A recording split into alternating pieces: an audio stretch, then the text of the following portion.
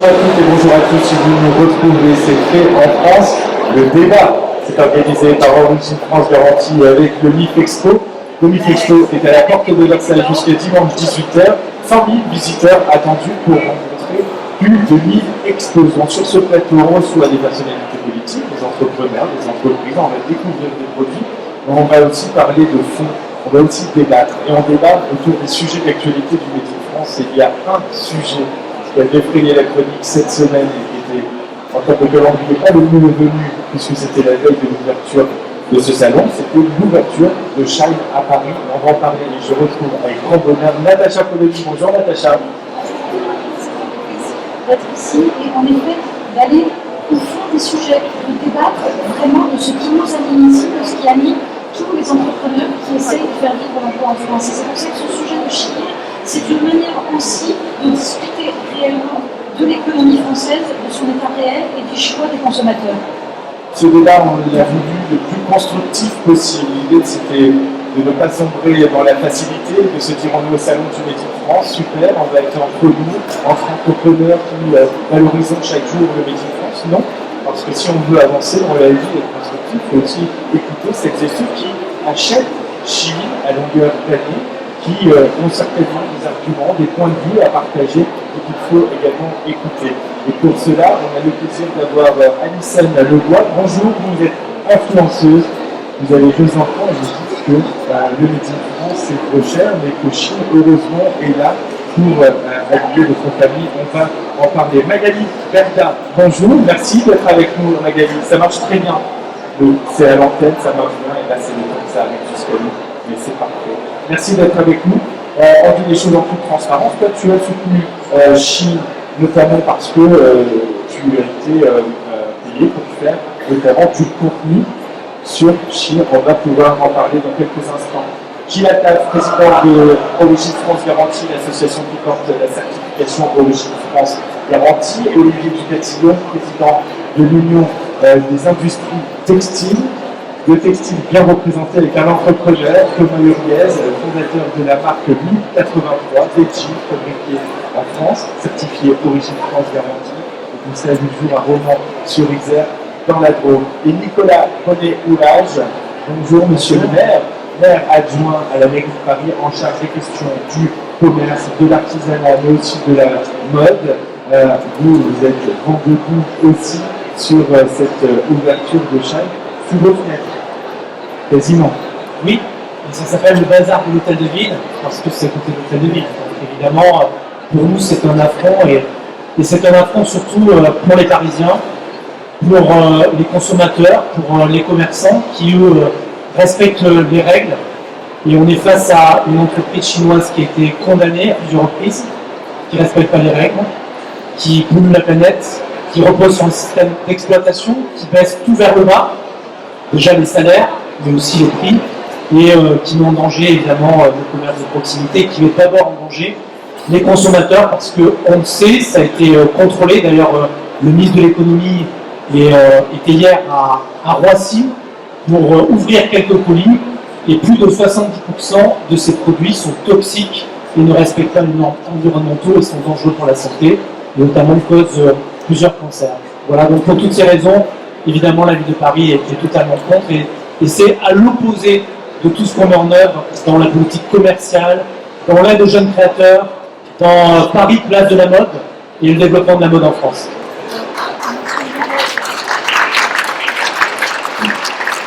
Je vous rejoins sur tous ces éléments dont on peut parler, mais je vais vous faire remarquer quelque chose qui me semble le fond du sujet. Vous parlez des Parisiens.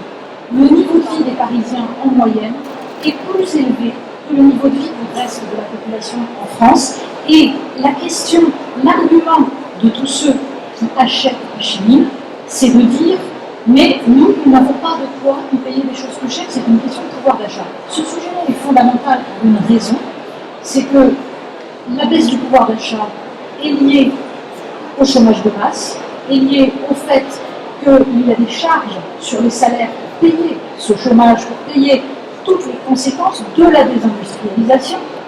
Et donc, nous sommes bien d'accord que c'est un cercle vicieux. On a moins de pouvoir d'achat parce qu'on achète des produits qui sont fabriqués ailleurs.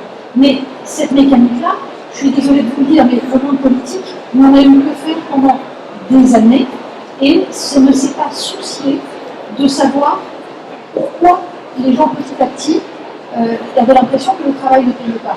Et donc tout le problème, c'est qu'on a eu des politiques pendant 20 ans qui n'ont parlé qu'au pouvoir d'achat. Le Made in France dans le débat politique avait totalement disparu. La défense des producteurs sur le sol français avait disparu. Donc en fait, Chine, aujourd'hui, ça n'est que, on va dire, la conséquence, le simple mot. Oui, je suis tout à fait d'accord avec vous, et d'ailleurs c'est pour ça qu'il faut changer de politique et de modèle économique. Vous dites à Paris, les Parisiens ont les moyens, sauf que Paris est une ville où il y a beaucoup d'inégalités, et on a des personnes aussi qui sont très pauvres. D'ailleurs, on voit aussi beaucoup de personnes à la rue à Paris, et beaucoup d'exclusion. Je voudrais revenir sur ce que vous dites, le problème de fond, c'est que le système économique global sur lequel reposent ces plateformes, parce qu'on parle de Chine, et c'est le cas de Temu ou d'autres, c'est l'exploitation de travailleurs qui sont sous-payés, et ça a été la délocalisation de notre industrie. Donc, ma priorité en tant qu'élu communiste, c'est deux choses.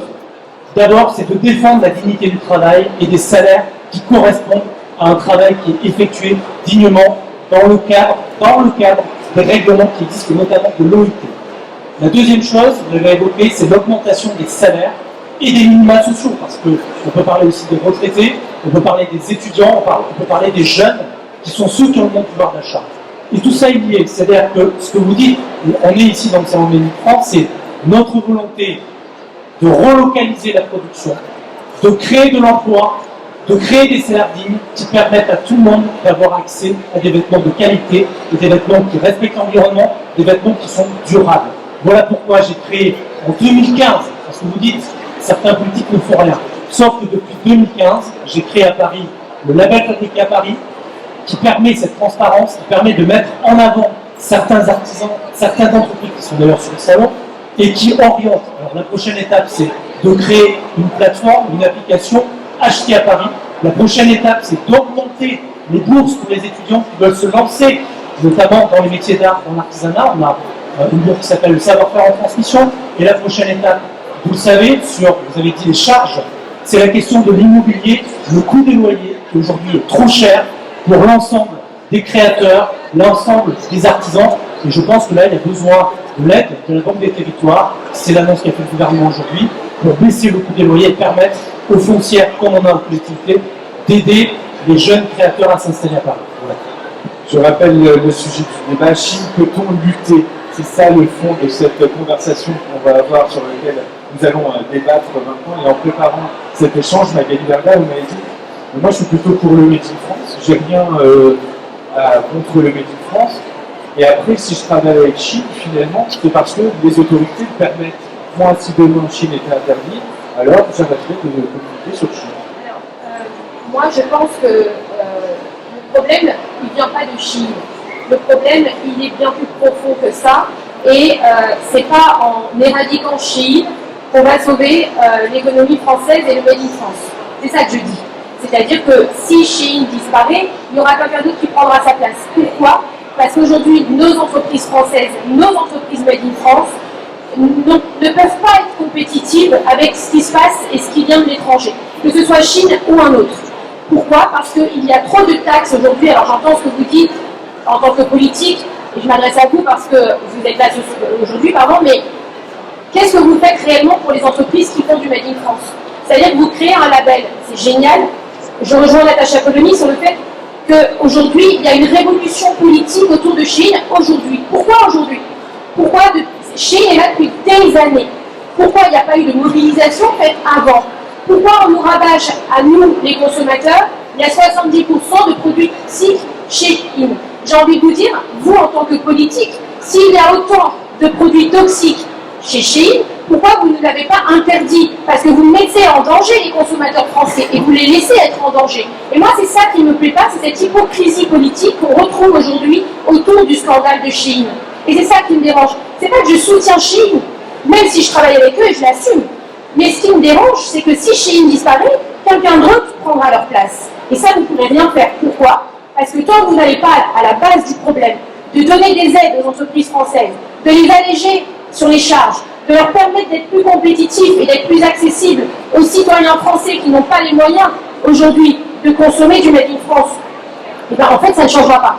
Et Chine ou pas, rien ne changera. Voilà aujourd'hui ce que je défends moi sur les plateaux. Thomas Lomiez, vous voyez réagir. Est-ce que vous partagez cette vision de dire là que finalement il fallait l'interdire on peut essayer de lutter sur Chine, mais un autre arrivera juste derrière? Alors je suis en partie d'accord, en fait c'est une hypocrisie politique qui renvoie la responsabilité au seul consommateur, alors qu'en fait ce sont des sujets collectifs, donc c'est à la politique d'agir contre ça. Et dans l'Europe et dans la France, on est dans une complexité qui empêche toute réactivité, mais une hypocrisie économique aussi. C'est-à-dire que Chine trouve parmi les Français très facilement des gens qui par intérêt économique viennent trahir en quelque sorte les intérêts locaux. Et quand vous faites du business avec Chine, comme Castaner qui fait du business avec Chine, et ben vous mettez un coup de tête poignard dans le dos parce que vous avez une puissance de frein incroyable. Et finalement, il y a autant d'hypocrisie politique que d'hypocrisie économique quand vous gagnez des millions d'euros avec ces gens-là. Ça nous trahit. Et en fait, c'est la même chose. En fait, par intérêt, par facilité, on va leur tendre les bras, soit en bossant avec eux, soit en laissant faire des pratiques qui sont indignes. Alors, à la différence, et je vais vous répondre, c'est que nous, contrairement aux politiques, on a une activité commerciale. Nous, on s'en cache pas, on fait du business. Un politique qui fait... Non mais, après, et deuxièmement, je tiens à vous le dire aujourd'hui, Chine représente 5% de notre chiffre d'affaires. À nous, je parle. Donc c'est pas Chine qui fait vivre mon entreprise aujourd'hui. Mais après, oui, mais après, comme je vous l'ai dit, si c'est pas Chine, ça sera quelqu'un d'autre. C'est pas à nous qu'il faut dire arrêtez de travailler avec Chine, c'est pas aux gens à qui il faut dire arrêtez d'acheter sur Chine. C'est aujourd'hui, qu'est-ce que vous pouvez donner, vous les politiques français, à nous, entrepreneurs français, pour éviter et de travailler avec Chine, parce que moi aussi, on a des charges à payer. Moi, ma société est française, elle est en France, on a des employés ici, donc il faut les payer aussi, je suis désolée. Mais tous les jours, nous, on est entrepreneurs. Moi, j'ai des usines, des employés, des salariés, des ouvriers. On a des charges, mais on fait des choix. On fait le choix de ne pas utiliser de coton bio. Et nous on fait le choix, de ne pas travailler avec des pays à bas prix. Ça nous coûte, mais c'est un positionnement, une rigueur qui sert notre vision long terme et notre pays. Quand j'entends ce que vous dites, vous servez vos seuls intérêts en réalité. Vous pourriez très bien faire le choix de ne pas travailler pour Chine, ça ne changerait pas grand-chose pour vous, sauf que vous aurez une ligne de conduite qui tirerait la France vers le haut. Aujourd'hui, vous concourez à tirer la France vers le bas. Moi, je pense que vous n'êtes pas obligé de flatter les bas de surconsommation des consommateurs. Le vrai sujet est là. Moi, je trouve le cynisme absolu de dire qu'on participe au pouvoir d'achat des plus modestes. Non, ça détruit les emplois à terme des plus modestes. C'est ça qu'il faut avoir en tête. C'est-à-dire que madame qui nous dit aujourd'hui, je comprends tout à fait, je n'ai pas les moyens d'acheter autre chose que Chine. Et quand vous n'aurez même plus les moyens d'acheter du Chine, parce que Chine, ça ne participe pas à l'économie française, ça ne participe pas au modèle social. Le vrai sujet de tout ça aujourd'hui, moi je vois tous ces entrepreneurs du Made in France qui respectent les normes sociales, environnementales, qui payent des impôts, donc qui créent de la richesse pour la France, ils participent à l'économie. Et si vous, Solidarité Nationale, peut-être que vous en profitez, comme nous tous. Mais on ne peut pas à la fois dire moi j'achète un produit parce qu'il n'est pas cher, et après se plaindre parce qu'on n'arrive pas à payer nos retraites. Le vrai sujet il est là, c'est que derrière tout ça, il y a une économie. Il faut comprendre qu'on a besoin de faire tourner cette économie, et pour ça, il faut qu'on ait des rentrées. Quand un produit Chine arrive sur le territoire français à moins de 150 € par colis, il ne paye pas de TVA. C'est la double peine, ça ne paye pas de TVA et ça détruit des emplois. C'est ça le vrai sujet. Qui est responsable de ça, par exemple? Qui est responsable de ça? C'est pas moi? Oui, mais je vous dis pas, oui.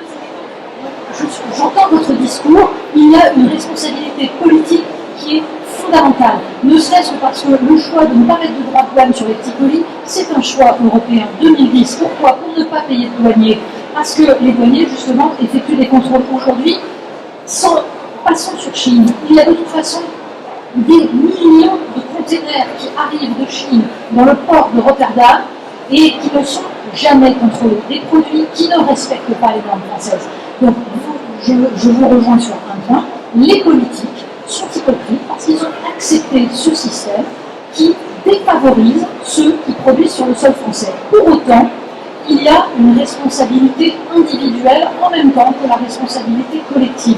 Et le problème, c'est de retrouver l'articulation entre les deux. J'ajoute un dernier point. C'est qu'en fait, on prétend que tout cela relève de la liberté du libre commerce. Moi, je suis libérale.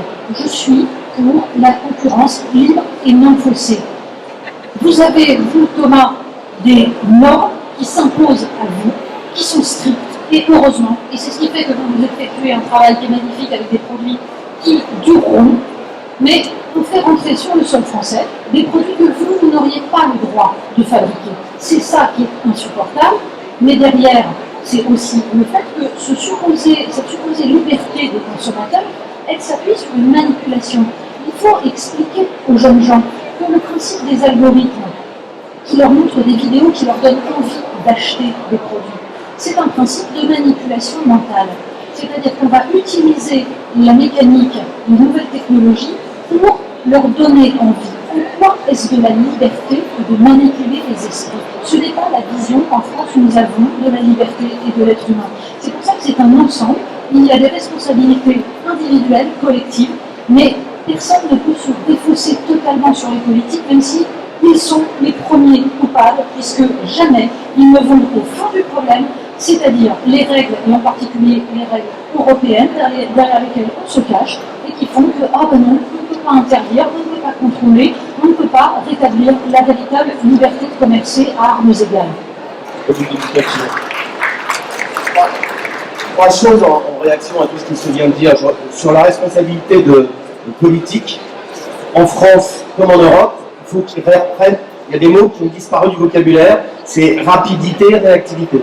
Parce que là, on met des mots pour réagir et pour prendre des mesures. Parce que il y a des mesures court terme, il y a des mesures moyen terme. Juste petite anecdote et petite digression. Il y a les consommateurs qui sont surpris de voir des prix de Chine au VHV. Et oui, parce que là, c'est des prix où ils vont payer la TVA, les taxes et toutes les choses. Tout à coup, on se dit, ah ben mince. Donc ça veut dire qu'il devrait y avoir cette même prise de conscience que quand ça arrive par les petits colis, il n'y a rien qui est payé, donc il n'y a rien qui contribue. Ça, c'est quand même une chose importante.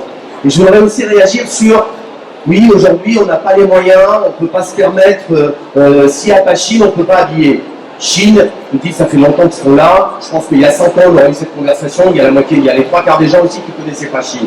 Mais avant Chine, ben, les enfants, ils n'étaient pas tout nus dans la rue. Mais les gens ils s'habillaient quand même. Donc il y a d'autres opportunités pour s'habiller. Le fait que ça soit Made in France, c'est bien sûr un souhait. On a bien conscience qu'il y a des contraintes aujourd'hui en termes de structure de coûts. Mais en revanche, il y a une éducation. Ça, c'est la dernière chose que je voulais dire. C'est que les mesures à court terme, c'est l'État qui doit les prendre, c'est l'Europe qui doit les prendre pour arrêter la spirale infernale. Et à moyen terme, il faut éduquer, il faut de la pédagogie. Ça, c'est l'autre élément qui est super important. Et c'est là-dessus qu'il faut essayer de travailler. Alors justement, c'est important aussi d'entendre Alison sur ce sujet. Vous dites que finalement, la Chine, ça vous rend bien service parce que sinon, vous ne pourriez pas acheter suffisamment, ou en tout cas autant. En tout cas, vous avez besoin de Chine. Pourquoi ce serait difficile pour vous d'aligner vos enfants demain si Chine était interdite en Europe? Alors moi, déjà, je tiens à dire que je comprends tout à fait ce qui se passe en ce moment, et j'entends, et je suis contre certaines choses aussi. Et je suis contre aussi ce qui se passe aussi en ce moment. Par contre, c'est vrai que je me mets à la place de toutes les personnes, de toutes les familles qui n'ont pas assez d'argent pour acheter sur Chine, puisqu'ils proposent beaucoup de choix de vêtements, que ce soit pour adultes ou pour enfants, et ce sont des belles choses. Moi, je sais que j'adore acheter chez Chine. Et pourquoi vous avez... Je suis pas utilisateur, donc ça m'intéresse de savoir quelle est l'expérience qu'ils ont fait, que vous adorez l'acheter. C'est quoi? C'est les prix? C'est les collections? On rappelle, on a fait une collection chaque jour qui sont créées. Qu'est-ce qui fait que ça vous plaît autant? C'est les prix et surtout, moi j'aime aussi la qualité. Enfin, j'en suis pas déçue. Ça fait un petit bout de temps maintenant que je commande et j'en suis pas déçue. Mais j'aime parce qu'ils proposent plein de choses, que ce soit pour garçons ou filles. Enfin, moi j'aime tout ce qu'ils proposent. Enfin, il y a des jolies choses, des belles robes. Et alors, peut-être qu'il n'y a pas de chiffre précis. Oui. C'est quoi votre panier moyen? Généralement, quand vous passez des commandes, à la fin, vous payez combien? Parce qu'on entend, je peux peut-être ma question, j'entends beaucoup de consommateurs dire oui, mais il y a des t-shirts, ils sont à 2 €. Là, j'entends plutôt parler d'une abondance de choix, et donc finalement, plus d'un sujet de pouvoir d'achat, c'est plutôt d'abondance. Oui. Moi, en général, je fais beaucoup de choix et ça me coûte à peine, je peux faire 50 € à peu près, mais j'ai un gros panier. Un gros panier. Ouais. 50 € à quelle fréquence? C'est-à-dire, si votre panier par mois, il est de combien? Par exemple, je fais un panier par exemple par mois pour ma fille, après je fais un panier pour mon fils. Enfin, je veux dire, il y a le choix pour la famille, même moi-même. Moi-même. Donc on peut estimer 150-200 € par mois à peu près de dépenser sur ce type de plateforme, sur Conchini. À peu près. À peu près 200. À peu près. J'ai l'attaque pour 200 €, c'est un pouvoir d'achat pour le coup. C'est un vrai pouvoir d'achat, on peut bien s'habiller en Made in France. Et moi j'avais une question pour madame. En fait, est-ce qu'on parle souvent des t-shirts chez Chine, 1, 2, 3 €, mais est-ce que vous achetez un t-shirt ou est-ce que vous en achetez plusieurs à chaque fois? J'en achète plusieurs. Voilà, c'est ça le vrai sujet. Donc est-ce qu'il faut vraiment consommer moins mais mieux des produits de qualité qui durent et qui sont fabriqués en France? C'est ça le vrai sujet aujourd'hui qu'il faut peut-être prendre en compte. Je me permets de vous poser la question parce que en fait, il faut revoir son modèle de consommation. On sait qu'il va falloir revoir son modèle de consommation. Et est-ce que vous ne pensez pas que ce serait plus vertueux d'acheter un produit qui peut être recyclable, fabriqué en local et qui dure? Bien sûr, après moi j'achète, il y a d'autres sites où j'achète comme Primark, qui habille, enfin je vais un petit peu partout. Mais par contre, c'est vrai que le choix, il est difficile parce qu'il y a tellement de belles choses qu'on a du mal à s'arrêter sur. Donc c'est un problème de surconsommation. C'est un problème de surconsommation, c'est donc un problème aussi de marketing. Ça fonctionne, la free connexion, on est sûr de toucher forcément juste. Thomas, quand on a une marque du Made in France, est-ce qu'on a cette possibilité de lutter? Question volontairement naïve, vous ne pouvez pas faire la free connexion chaque jour. Moi je pense que si on avait beaucoup de clients qui dépensaient 150 € par mois en vêtements, ça ferait 1800 € par an. Les marques Made in France seraient encore plus prospères si les gens dépensaient autant dans Made in France que dans la fast fashion. Ça me fait penser à une comparaison que je fais souvent avec la mode. C'est qu'en fait, dans le vin, on prend plus plaisir généralement avec une bonne bouteille de 20 € plutôt qu'avec 20 bouteilles de 1 €. Vous semblez prendre plus plaisir avec 20 bouteilles à 1 €. Là, quelque part, il y a quelque chose du ressort de l'alcoolisme de la mode où on veut toujours plus. Et nous, on ne dit pas dépenser plus en fait. On dit même que acheter de la qualité, ça vous aidera à dépenser moins. Et on a l'ambition de faire retrouver le goût des belles choses, même dans la mode. On l'a un peu perdu justement habitué par la fast fashion. Et nous, on dit plutôt que de redescendre en bas, en remontant, réapprenons à acheter de la qualité, comme le disait Olivier. J'avais une question. Vous êtes uniquement consommatrice Chine ou vous êtes influenceuse aussi pour Chine? Est-ce que vous êtes rémunérée par Chine? Non, je ne suis pas rémunérée. Non, je suis pas rémunérée. Vous êtes juste consommatrice? Oui, je suis juste consommatrice. Vous voulez réagir? Oui, je vous entends et je comprends ce que vous dites. Et vraiment, très sincèrement, j'aimerais aller dans votre sens pour plein de raisons parce que voilà, on est tous attachés à la France et je pense que là-dessus, il n'y a pas de débat. Maintenant, vous dites 150 €, c'est un gros panier, mais c'est une famille de 4 personnes. C'est pas 150 € par personne.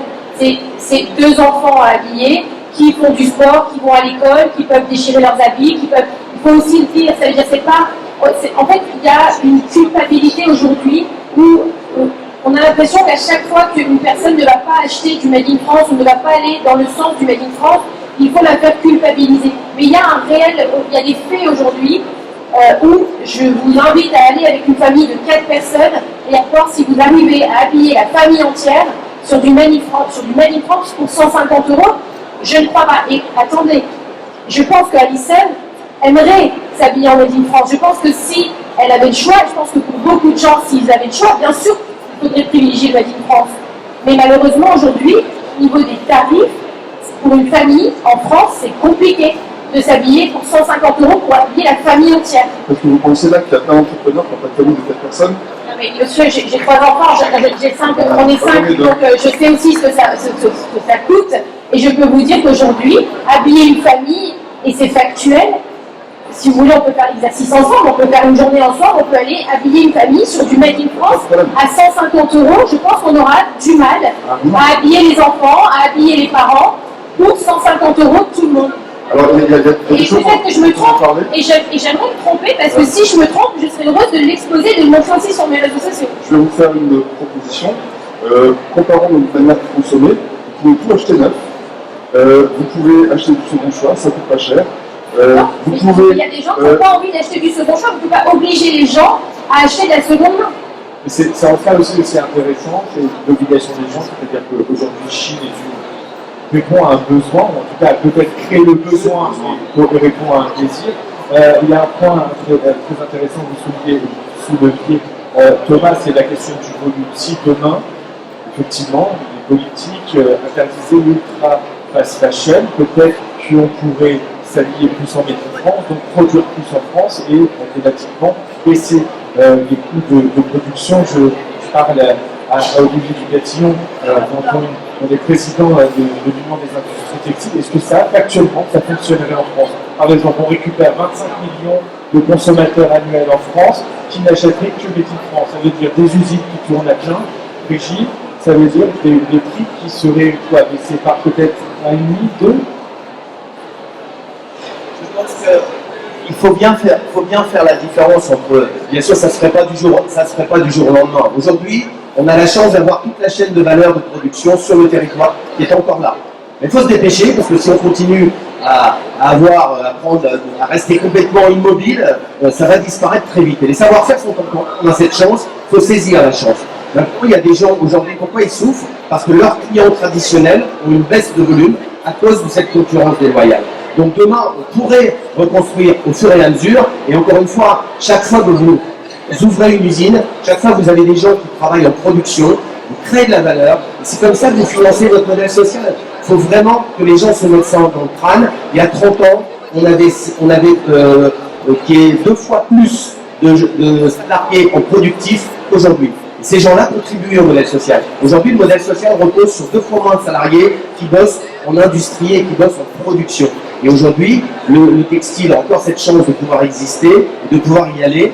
Et on y croit, c'est faisable. Maintenant, ce que je voulais revenir sur le parallèle de l'addiction qu'a fait Thomas tout à l'heure, c'est que dans l'addiction, et il y avait dans la loi anti-fast fashion qui a été promulguée, on a essayé de contrer l'influence, votre job, parce que quelque part, même si on ne remet pas en cause votre job, vous avez le droit de le faire, mais vous êtes complice. Il y a quand même, on a le droit à avoir une éthique, une morale, au même titre que la Poste est complice de Temu, sur le partenariat qu'ils ont fait en donnant des conditions privilégiées, vous êtes complice aussi pour favoriser cette addiction. Et c'est l'addiction, et on l'a bien vu, je crois que c'est assez flagrant, où on se rend compte qu'il n'y a pas que le phénomène prix, il y a le phénomène qu'on a habitué depuis des années à descendre les prix, à aller toujours vers du moins cher pour que les gens achètent de plus en plus. Mais on est dans la mode jetable, il faut le dire. Et je rebondis sur ce que Gilles a dit tout à l'heure, mieux vaut acheter un t-shirt à 15 € ou à 20 € en acheter 5 qui au bout de 3 lavages vont dégager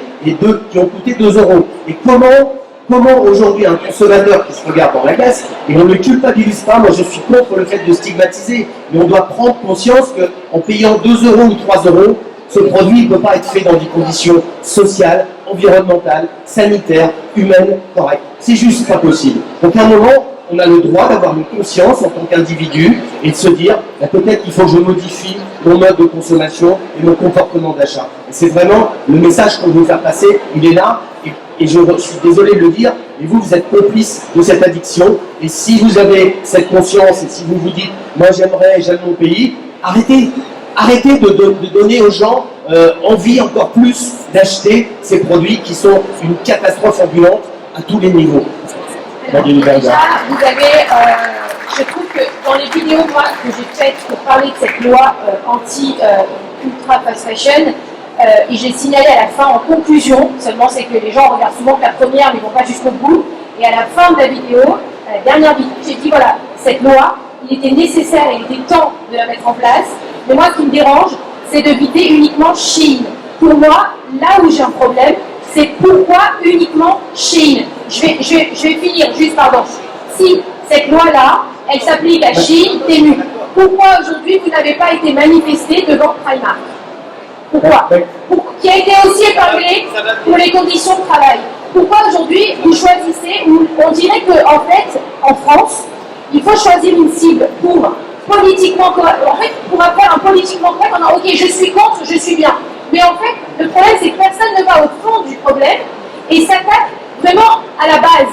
Les taxes, les charges, Ça, c'est le premier problème. Et deuxième problème, les autres enseignes. Pourquoi aujourd'hui éradiquer Chine et pas les autres? Alibi. On est dans l'alibi là. J'ai Mais vous savez, alors, pardon, excusez-moi, juste est-ce que cette juste loi une chose. Nous, dans notre agence, on a deux grilles de tarifs. On a un tarif pour les entreprises made in France et on a privilégié des entreprises, ça je ne vais pas vous expliquer et vous donner mes factures, mais si vous les voulez, vous viendrez passer la journée aussi avec nous.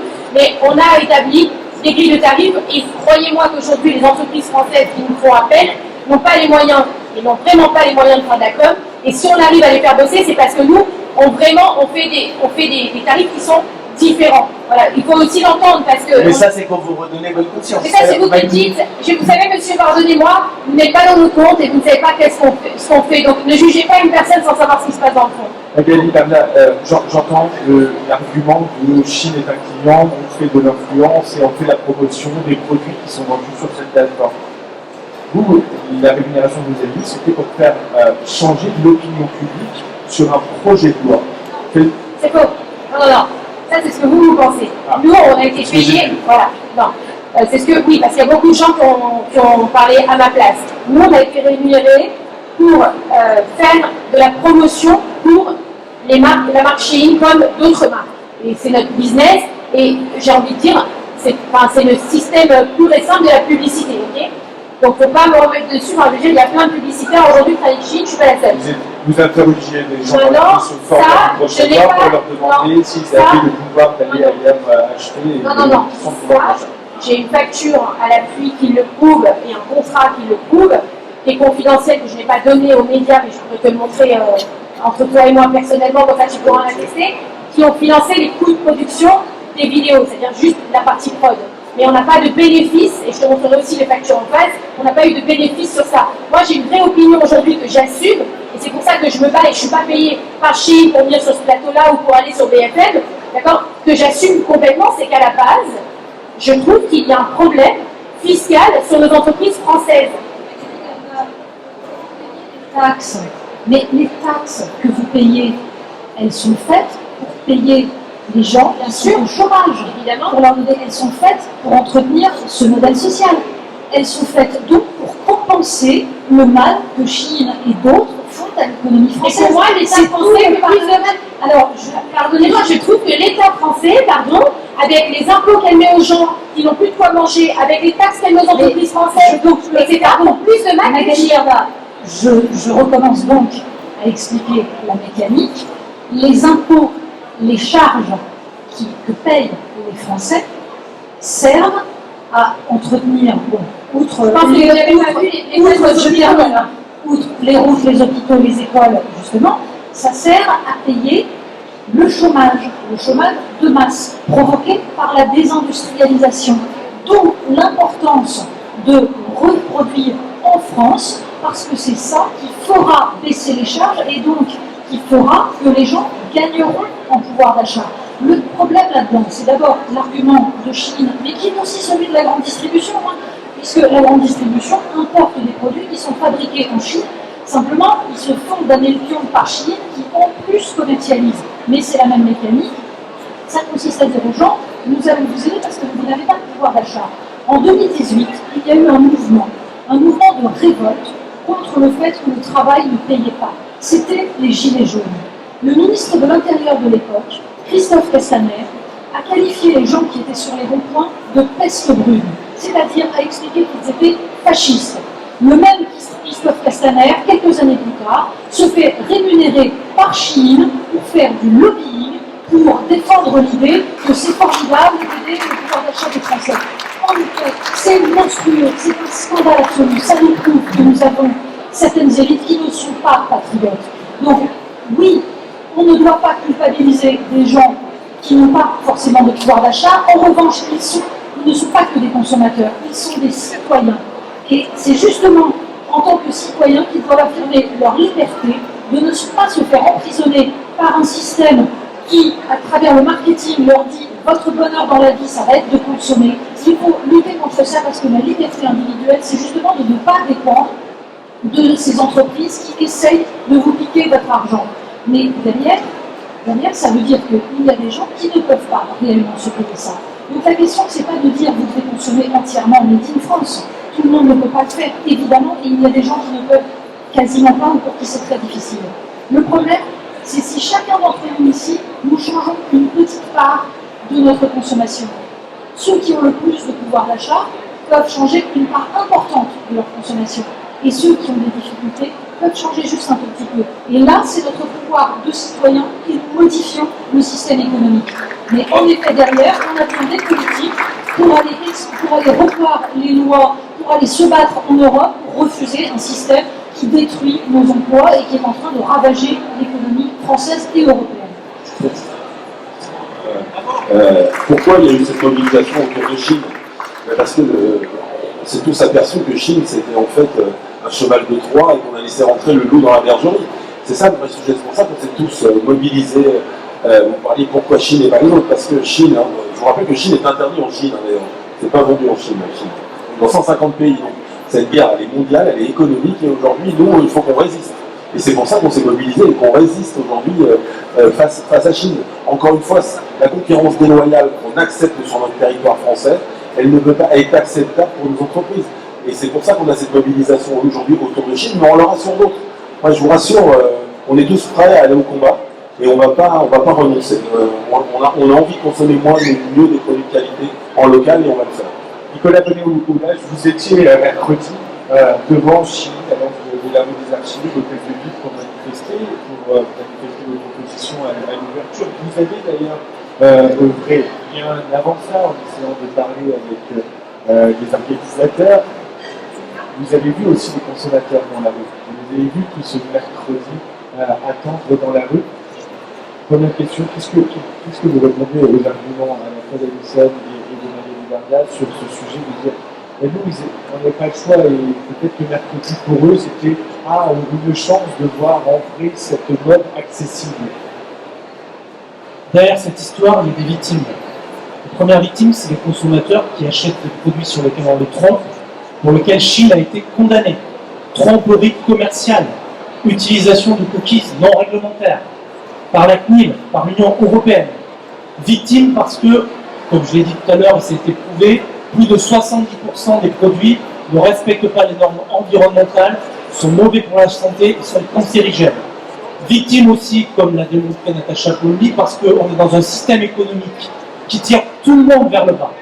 D'abord, ceux qui produisent, les ouvriers qui sont à l'autre bout de la chaîne, sont payés des centimes à la pièce dans un système d'exploitation proche de l'esclavagisme et notamment une certaine communauté qui sont les Ouïghours, pour lequel l'Union européenne, alors j'aime pas les politiques, certains politiques dont je fais partie, notamment à gauche, notamment les communistes, ont toujours dénoncé un système d'exploitation qui tire tout le monde vers le bas et, en cascade, veut tirer les salariés, les producteurs français, vers le bas, en disant vous êtes trop payés, etc. Là, du coup, après, ils ne peuvent pas s'inscrire. Donc, qu'est-ce qu'on est en train de dire? On est en train de dire il faut acheter Chine parce que ça coûte moins cher sur un système qui vous entraîne tous vers le bas et qui vous empoisonne. C'est inacceptable. Moi, sur l'hypocrisie, il y a des lois. On a parlé de la loi sur l'ultra fast fashion. Il y a des députés qui l'ont portée, il y a des députés qui l'ont défendue. Il y en a d'autres qui ont tout fait pour pas qu'elle passe.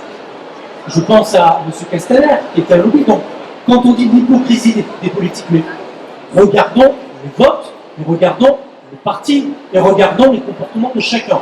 Me concernant, parce qu'on se connaît en 2015, on est en 2025, il y a 10 ans, je suis président d'une mission d'information à Paris sur la relocalisation, sur la fabrication qui aboutit au label fabriqué à Paris.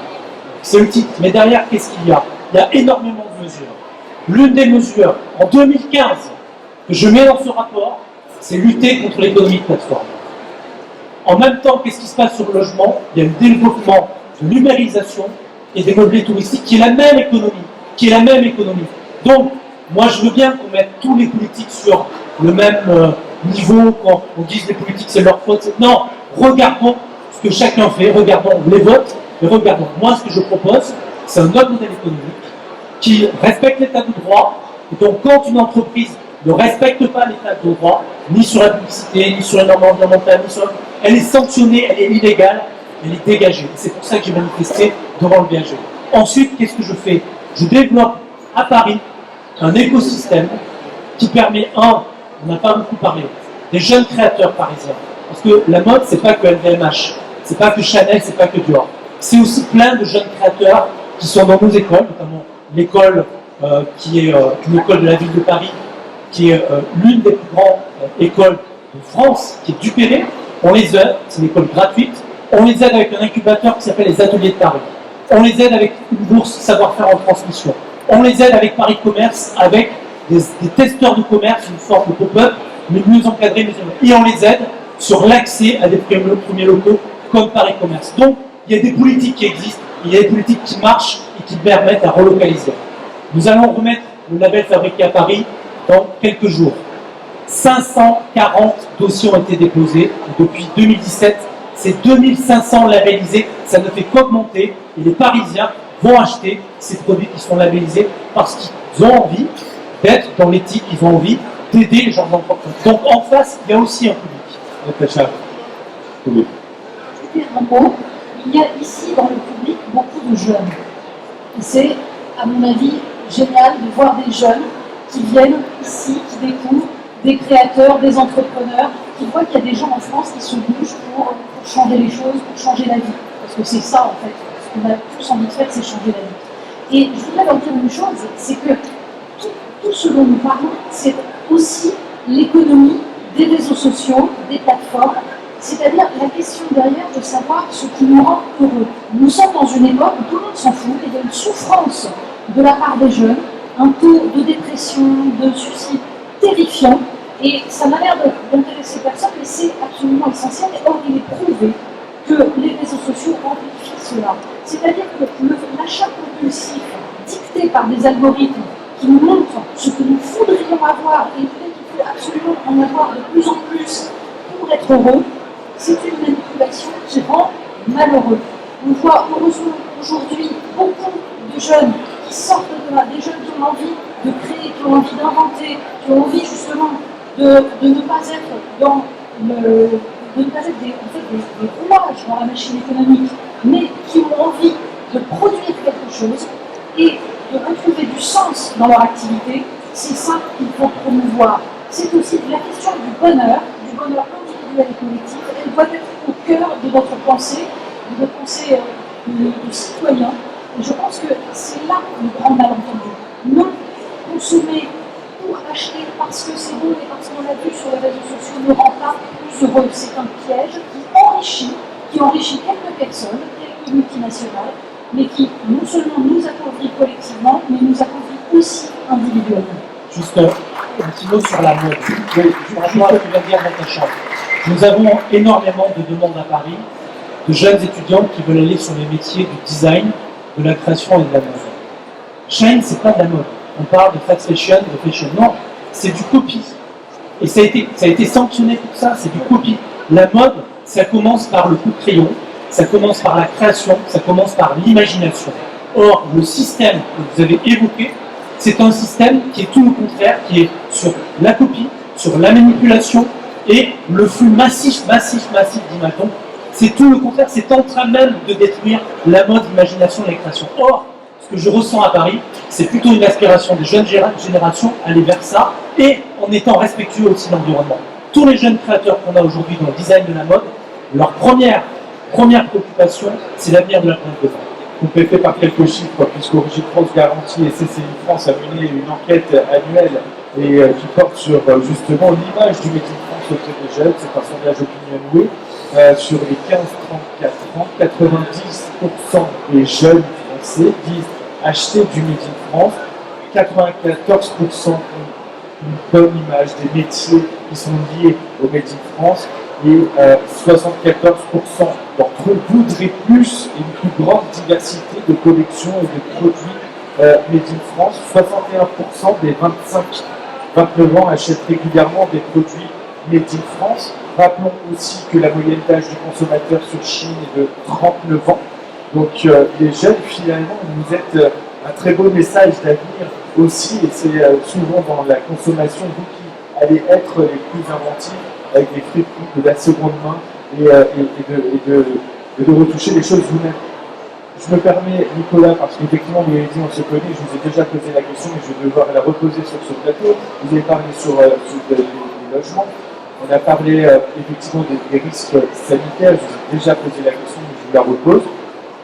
Quand on est capable de limiter Airbnb, de mettre une réglementation municipale sur Airbnb, on est capable d'interdire les trottinettes électriques dans Paris, est-ce que ne serait-ce que d'un enjeu de santé publique, on n'est pas capable d'interdire Chine? Si, puisque le Premier ministre vient d'annoncer la suspension de la plateforme en France, le ministre du Travail a annoncé aujourd'hui plein de mesures, donc Au niveau municipal. au niveau municipal, nous n'avons pas le pouvoir législatif des lois de sanctionner. Moi, ce que j'ai pu faire, je vais vous dire qu'il que n'y a aucun droit de regard sur les ouvertures de magasins. Si sur plus de 1000 m², il y a une commission départementale de la CDAC qui existe. Au-dessus de 1000 m², on donne un avis. Par contre, on a un droit d'urbanisme. Donc, qu'est-ce qui s'est passé cette semaine? Le BHV a mis une grande affiche avec M. Tang, le propriétaire de Chine, et M. Merlin, et a mis une série de kakémonos dans la rue de Rivoli. Ce n'est pas réglementaire au vu du règlement publicitaire et du code de l'urbanisme. Donc, on a fait enlever ces kakémonos et on a mis une amende à M. Merlin. Ce qu'on peut faire aussi, M. Merlin nous a fait la demande pour les illuminations de Noël, il devait avoir un accord avec Euro Disney qui s'est retiré. Il devait faire une animation comme tous les ans, on demandait des vitrines dans la rue, et donc bloquer la rue de Rivoli, demander une occupation temporaire de la rue de Rivoli. On lui a refusé. D'ailleurs, je note au passage qu'au moment de l'ouverture, la rue de Rivoli a été bloquée avec des gendarmes, de la police. C'est aussi, c'est pas illégal, mais normalement c'est une demande d'occupation temporaire. Quand on a un défilé de mode, une marque de mode, ça coûte très cher, mais ça coûte beaucoup à l'État, plus qu'à la ville. Mais quand on a un défilé de mode dans les rues de Paris, quand vous allez à la Fashion Week, les marques payent. Pierre, avant-hier, M. Merlin n'a pas payé. Donc on est toujours dans l'illégalité. Donc le problème, à un moment donné, c'est les sanctions. C'est de dire, quand on a une répétition d'inégalités jusqu'à mettre sur leur site des poupées à caractère pédopornographique qui poussent à la pédocriminalité, qui correspond à 7 ans de ferme d'emprisonnement, eh bien on est complice de cette criminalité et on doit sanctionner. Donc après, la sanction, elle est dans les mains du ministre de la Justice et du ministre de l'Intérieur. Je note au passage que c'est un ancien ministre de l'Intérieur macroniste qui était le chargé de lobby de Chine. Donc là, il y a l'hypocrisie. Donc quand on dit qu'il y a l'hypocrisie des politiques, allons dans le concret, allons sur où il est l'hypocrisie et qui est hypocrite. La permission d'un point de vue municipal peut-être aurait pu aussi se travailler. C'est vrai que j'entends les arguments de Magali Berda de dire mais si c'est pas interdit, alors à ce moment-là, c'est pas nous la responsabilité. On parle de la répétition, et c'est vrai, et Roland Lescure l'a dit, que vous avez effectivement songé à réfléchir. Alors non pas interdire Chine en France, mais interdire son référencement sur les moteurs de recherche, qui n'est pas exactement la même chose. Ce qui veut dire aussi qu'on attend des répétitions, et d'un autre côté, c'est les consommateurs, et peut-être que je parle pour Alison aussi, parce que c'est une voix qu'il faut entendre, se dit, donc il n'a pas le droit de bloquer la rue, on va mettre une amende, on n'interdit pas, il n'a pas le droit de mettre le panneau ou le panneau, par contre moi je suis sur mon vélo avec des écouteurs, et là la police municipale m'arrête, je paye tout de suite. C'est plus cher, 130 € pour avoir les oreillettes sur le vélo, et l'amende sur la publicité sur l'espace public, 70 €. Donc après, on a aussi des problèmes, c'est sur les sanctions et sur le niveau des sanctions, vous voyez. Et par contre, ça va peut-être paraître naïf ou fondamental, mais monsieur le maire, pourquoi ça ne change pas? Est-ce que qui fixe les amendes? C'est la loi. Je ne suis pas député, mais vous voyez que derrière la loi Fast Fashion, il y a un autre volet, et Nathalie l'a évoqué, il y a un volet, Natacha, pardon, l'a évoqué, il y a un volet sanctions et capacité d'intervenir rapidement. Alison, on a discuté sans nous faire culpabiliser, je l'espère, l'idée c'est d'ouvrir les yeux et d'être constructif. Vous êtes ici au Salon du Médicament, et merci parce que c'était courageux de votre part de venir. Si vous aviez un message à faire passer aux entrepreneurs du fabricant, vous avez une super marque en face de vous qui s'appelle Bouffe 83, qui fait bosser des gens, qui sauve des usines et qui fait des produits moins chers que les vis, les Jeans 83. Donc le Made in France n'est pas nécessairement plus cher. Qu'est-ce que vous lui diriez pour qu'il Est-ce que vous avez une demande à lui faire? Comment vous pourrez vous convaincre demain d'aller pousser la porte de sa boutique culturelle à Paris? Moi, je mise souvent sur le choix et sur le budget, clairement. Donc évidemment que si ça va de ce sens-là, c'est avec grand plaisir que je vais y faire un tour. Je confirme, il y a du choix. Il y a du choix. Et en effet, moins cher que les vis et que d'autres marques comme ça à la mode. Exactement. Donc ça vaut le coup d'y faire un tour. Est-ce que, pour juste vraiment fermer cette parenthèse sur la désirabilité, vos enfants ont au pied des baskets Chi ou des baskets plutôt Nike, Adidas? Non, plutôt Nike, Adidas. Alors j'ai des baskets moins chères en France et encore plus belles que les Nike et les Adidas. Ça c'est sûr. Voilà. Quelque chose qui me donne un peu espoir, c'est que quand j'entends Magali, il y a deux Magali en fait. Il y a la Magali entrepreneuse. Il y a Magali entrepreneuse, et là on est en désaccord parce que quand on fait du Made in France, on a un souci d'alignement, de cohérence entre ses valeurs et sa vie professionnelle qui prend quand même un paquet de place dans sa vie. Et là, moi je ne pourrais pas consacrer 5% de mon chiffre d'affaires à des trucs que je ne comprends pas. Et il y a la Magali citoyenne qui dit légiférer sur toute la fast fashion. Et bien en fait, j'ai envie d'inviter la Magali citoyenne et qu'ensuite elle parle à la Magali entrepreneuse pour qu'elle voit après une visite d'usine si ça fait évoluer l'entrepreneuse. C'est vrai qu'il y a tellement de belles boîtes ici que je pense que c'est beaucoup plus nourrissant intellectuellement, même professionnellement, d'aller se frotter à des usines françaises, des savoir-faire français, et certaines très compétitives. Je rappelle qu'on parle beaucoup de Made in France cher, mais il suffit d'aller dans un supermarché pour voir que Made in France c'est pas cher. Vous voulez acheter du fromage râpé, l'entrée de gamme, le moyen de gamme, le haut de gamme, il est Made in France. Parce que l'industrie s'est organisée comme telle. Dans le textile, on doit réapprendre. On ne sera pas tout seul. On aura besoin de consommateurs, d'influenceurs qui le portent avec nous. Et donc j'ai envie de dire à la Magali citoyenne, mais restez chez nous en fait. Désintoxiquez-vous de Chine. Et si une visite vous permet de ça à l'usine, alors volontiers. Magali Bernard, on s'est vu cette semaine, je vous ai lancé un défi.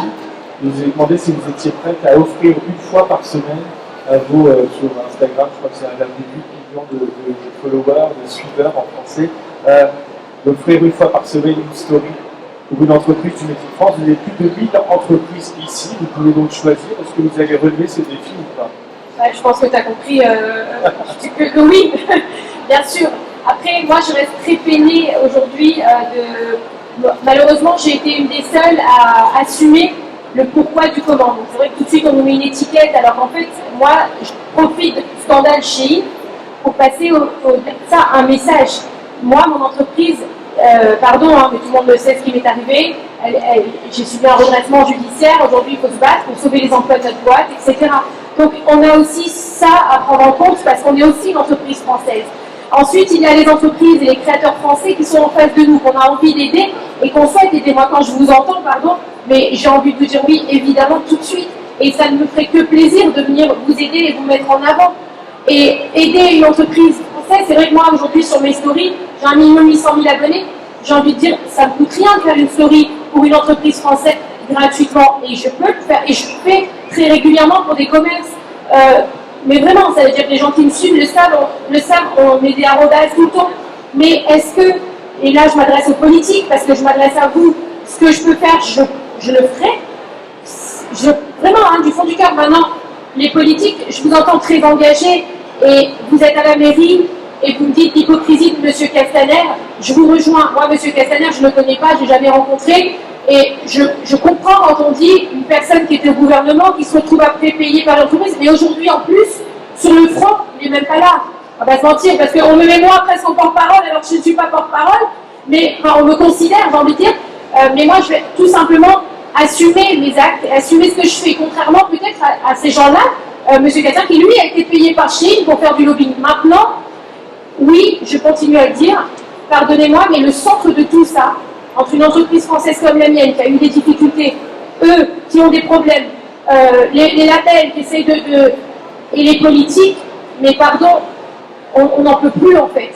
En fait, quel que soit le poste qu'on a aujourd'hui, les politiques, ça devient compliqué, que ce soit la gauche ou la droite, et j'anime une émission de radio tous les soirs avec des politiques, on entend tout ce qu'on a envie d'entendre, on nous dit tout ce qu'on a envie d'entendre, mais au final, il n'y a rien qui bouge. J'ai envie de vous dire, contrôler les colis Chine aujourd'hui à la douane. Pourquoi aujourd'hui? Pourquoi y aller aujourd'hui? Parce que ça fait le buzz. Mais pourquoi ne pas y être allé avant? Pourquoi ne pas avoir convoqué les agences de communication? Nous, par exemple, l'agence de com.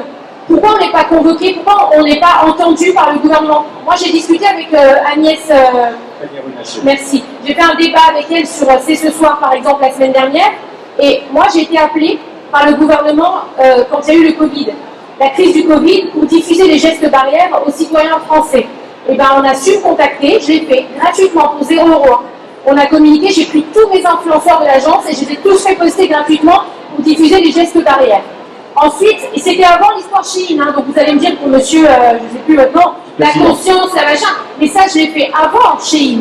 Quand ensuite on m'a contacté pour le SNU, pareil, acte citoyen, on l'a fait gratuitement. Mais quand j'ai dit à Agnès, la ministre, pourquoi vous ne nous convoquez pas? Pourquoi vous ne nous apprenez pas? Pourquoi vous ne parlez pas avec ces influenceurs qui sont pleins de bonne volonté? Alison est dans mon agence. Vous voyez, elle n'a pas fait Chine, elle vous l'a dit tout à l'heure. Elle est dans mon agence. Elle n'a pas publié pour Chine. Mais je suis convaincue qu'aujourd'hui, vous nous contacteriez, nous, les influenceurs, pour parler avec vous, pour filmer. J'ai été contactée par la ministre du numérique il y a 6 mois. Elle m'a dit, est-ce que vous êtes prête à venir avec des influenceuses? Je lui ai dit, bien sûr, on va discuter de plein de choses. Pas de problème. J'ai convoqué 14 influenceuses, 20 millions de followers. À 11h, on avait rendez-vous à 13h là-bas. À 11h30, on nous a appelés pour nous décommander. Donc j'ai envie de vous dire, c'est trop facile de nous taper dessus à nous. Mais nous, on aimerait bien entendre comprendre. Mais faites de l'éducation, apprenez-nous. C'est pas notre rôle d'être politique. Donc, et c'est pas vous, parce que je vois que vous êtes engagés, et je l'entends dans vos discours, vous êtes plein de bonne volonté, mais malheureusement, ils ne sont pas tous comme vous. Moi, je ne m'appelle pas les politiques. Il y a les politiques, et moi, je ne m'appelle pas les politiques. Je suis Nicolas Benoulet, je suis la maire de Paris. Et ce que vous dites, c'est très bien. Ça veut dire qu'en fait, on demande la traçabilité sur des produits, notamment sur Chine. Mais vous avez raison, il faudrait une traçabilité sur les positions politiques des élus. Il y a une assemblée, il y a des votes à l'assemblée. Je l'ai dit tout à l'heure, la loi sur l'ultra fast fashion. Les gens ont voté, les politiques, comme vous dites. Ils ont voté. Mais il n'y a pas un parti politique, il y en a plusieurs. Donc, à un moment donné, il faut prendre en compte les différentes positions. Moi, ma position, elle a toujours été d'être contre l'économie de plateforme, qui est une économie qui tire tout le monde vers le bas. On a été contre l'économie de plateforme sur le logement, on a demandé l'encadrement des plateformes comme Airbnb, Abricotel, etc. On a demandé l'encadrement des loyers à Paris qu'on a appliqué. Vous parlez d'hypocrisie des politiques. Encadrement des loyers à Paris.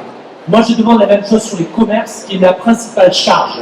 La première charge des entrepreneurs, qu'est-ce qu'ils nous disent? C'est l'augmentation des loyers. C'est le coût des charges de l'immobilier.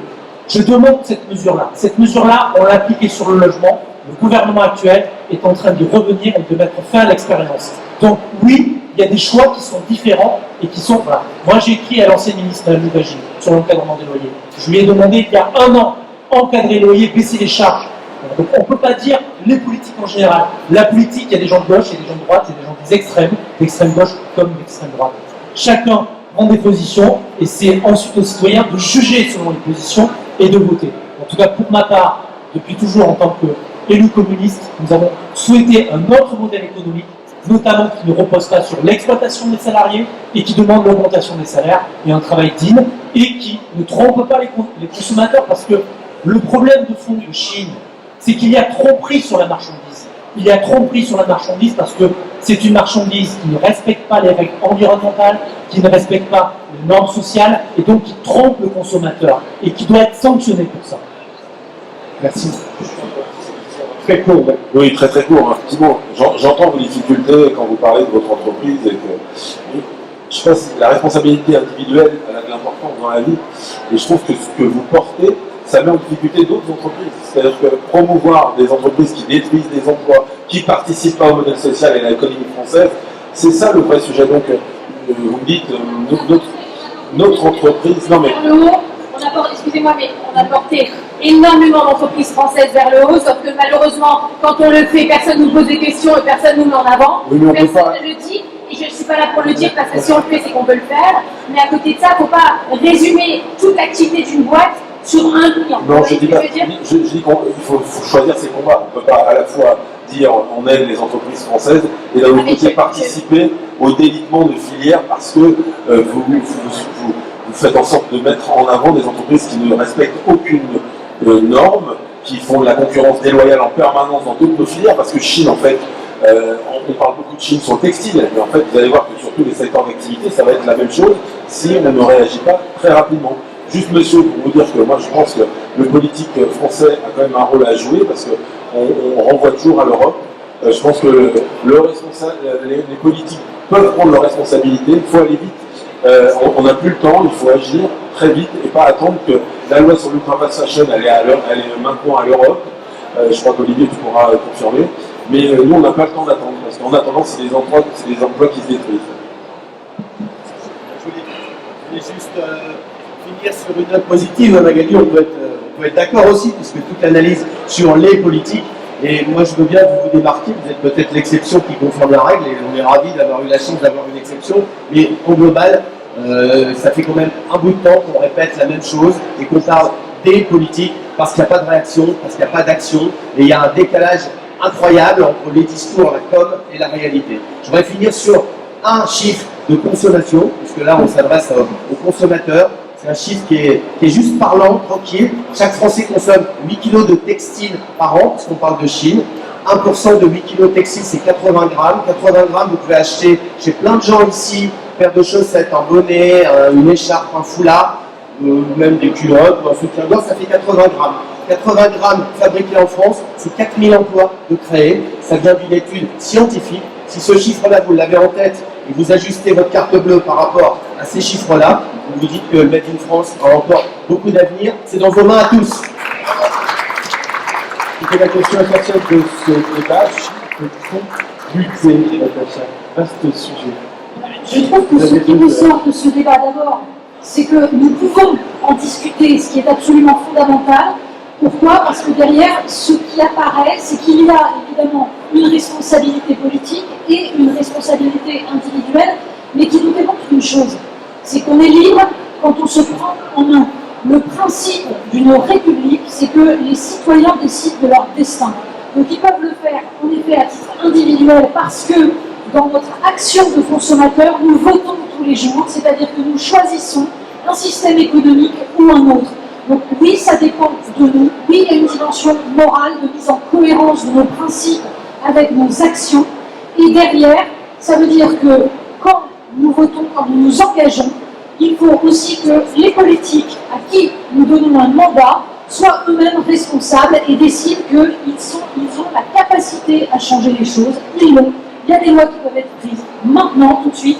Et c'est pas peut-on Chine, peut-on lutter? D'abord parce que Chine n'est pas tout seul et parce que non, ça veut rien dire. C'est nous tous, nous pouvons décider de changer de système et de faire en sorte de protéger les gens qui produisent sur le sol français parce qu'ils nous font du bien et parce qu'ils créent de la richesse et que derrière, c'est notre modèle à nous, c'est la société dans laquelle nous avons envie de vivre.